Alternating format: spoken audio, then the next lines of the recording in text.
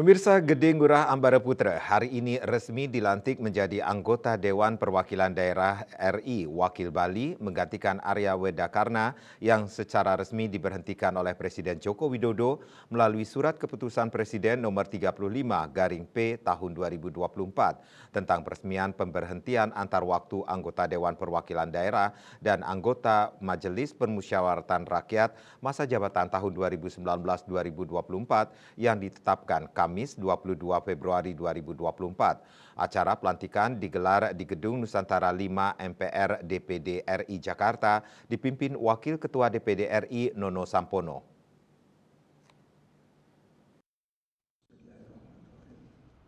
Assalamualaikum warahmatullahi wabarakatuh. Pelantikan dan pengambilan sumpah jabatan Gede Ngurah Ambara Putra sebagai anggota pengganti antar waktu DPD RI Perwakilan Provinsi Bali dilakukan melalui sidang paripurna luar biasa ketiga DPD RI masa sidang keempat tahun 2023-2024 yang digelar di Gedung Nusantara 5 MPR DPD RI pada Kamis 28 Maret 2024. Pelantikan Senator baru Gede Ngurah Ambara Putra dipimpin oleh Wakil Ketua Dewan Perwakilan Daerah Republik Indonesia Nono Sampono.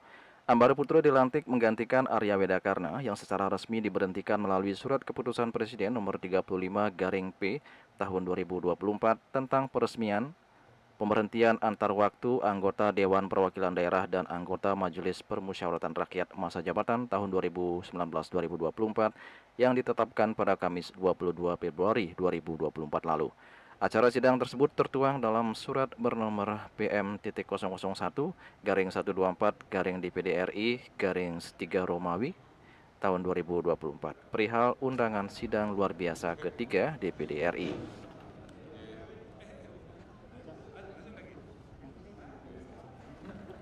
Usai dilantik, Ambara mengatakan sebagai wakil Bali ia akan memperjuangkan aspirasi masyarakat Bali agar ke depan Bali bisa semakin mandiri secara ekonomi.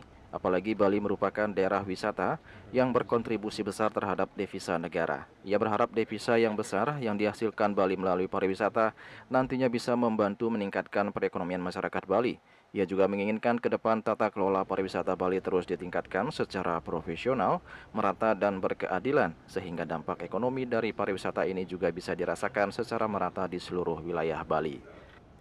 Saya sekarang sebagai anggota Dewan Perwakilan Daerah mewakili Bali, tentu aspirasi yang akan sampaikan Bali itu 50% adalah penghasil devisa dari Indonesia. Tentu harapannya adalah bisa dari pariwisata ini bisa meningkatkan potensinya baik dalam segi pelayanannya sehingga sesuai dengan internasional. Bali memang ke depan tentu harapannya dari pariwisata ini bisa membantu, dari penghasilan devisa ini bisa membantu daripada masyarakatnya untuk kemandirian.